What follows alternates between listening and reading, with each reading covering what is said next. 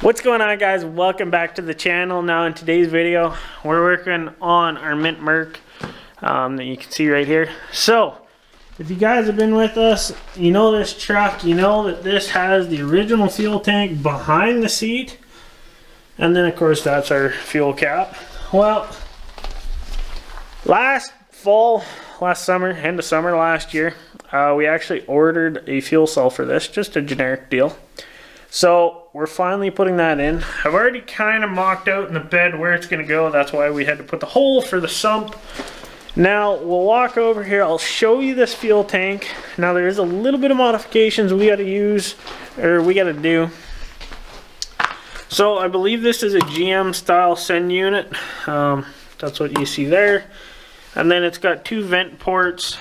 I thought one of these would be a rollover valve deal, but they're just open. And then of course you have your sump, which is this lower part. Now we had a few little issues. So these are all -10. Now our fuel system only runs -8, or no, -6, sorry. So it's all small line, and it's 3/8 twist lock is what I'm running for now. That's all our fuel system needs, because we're not making a ton of power. So I went to Mopactor yesterday in Edmonton. This is not part of this, but picked up a bunch of fittings. This is going to be our new breather.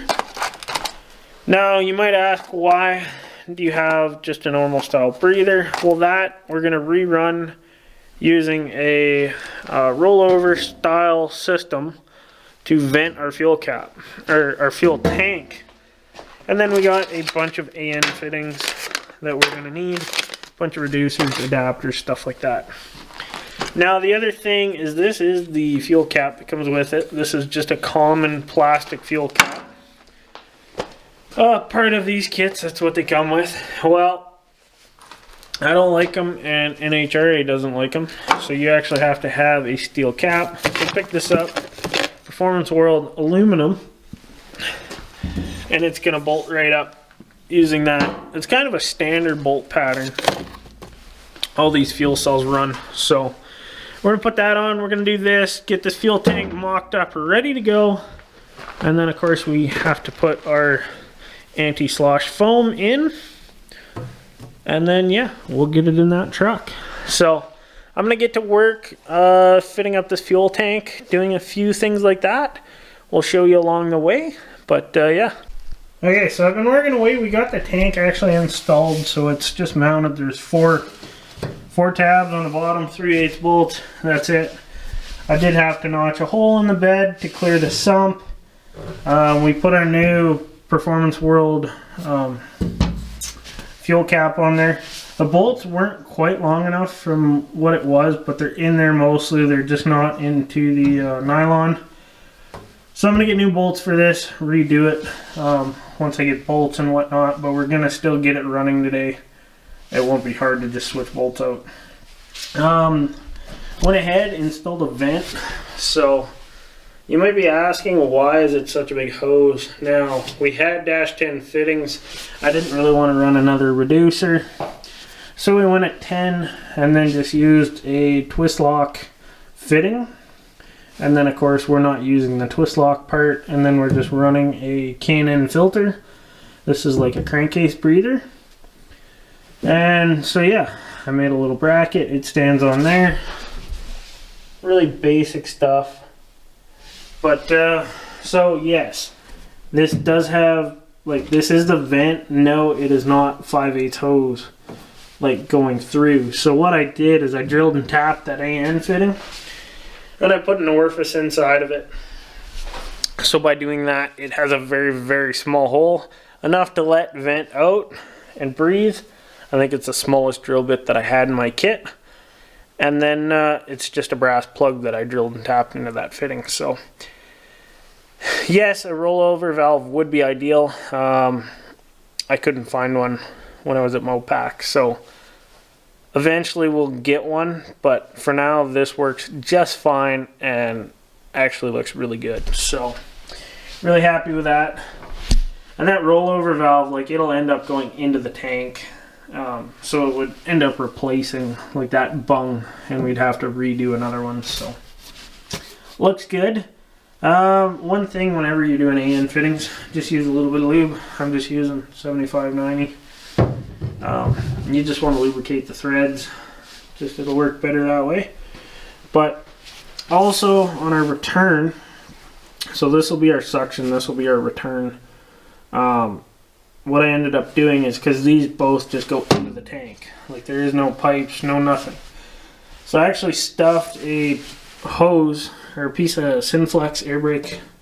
It's like hard plastic hose into this, or into that fitting. It actually fit really well, and then it just goes back into the tank with our anti-slosh pad and all that good stuff. So it worked out really well. Now yes, it's not the best of everything, but it's good enough. It's gonna work for quite some time until we have the ability to take this apart and redo it properly. And by that I mean like actually pull fittings and weld new fittings in. So one way or another, we're coming together. Moving along now. We gotta go into the truck, disconnect the fuel lines. We're gonna reroute these fuel lines to our tank now and get that all kosher. Once we're done with that, then we will actually transfer the fuel from this tank straight into the back using a little transfer pump, and then we're able to pull this tank out for the very last time. We're getting this thing pretty much all finished up now. Just put a bunch of fuel in it. It's got about half a tank now. Man, that billet cap looks good. So that is our vent that I'm pretty sure I already talked about. But fuel cell's pretty much done. Just used. I had this little pump I was putting in the skid steer. So it's just a little lift pump. So we threw that on for now. And that was just transferring our fuel. So we're out of fuel now. Now we'll go ahead, we'll pull that old fuel tank out of the cab, and then we just have to figure out our fill cap. We're going to do a block off system because I like it. I want to keep it, and of course we don't want a big hole.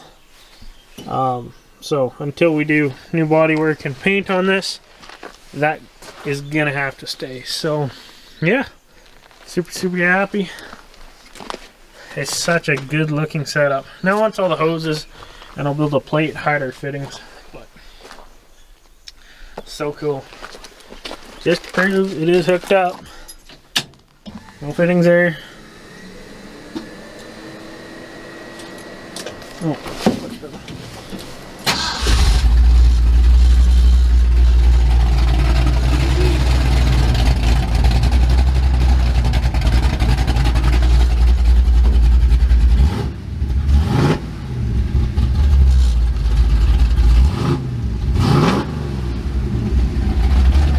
Man, I love the sound of this truck. Well guys, we're coming to the end of this video. I'm super happy with how this turned out, but give you guys another look at this thing.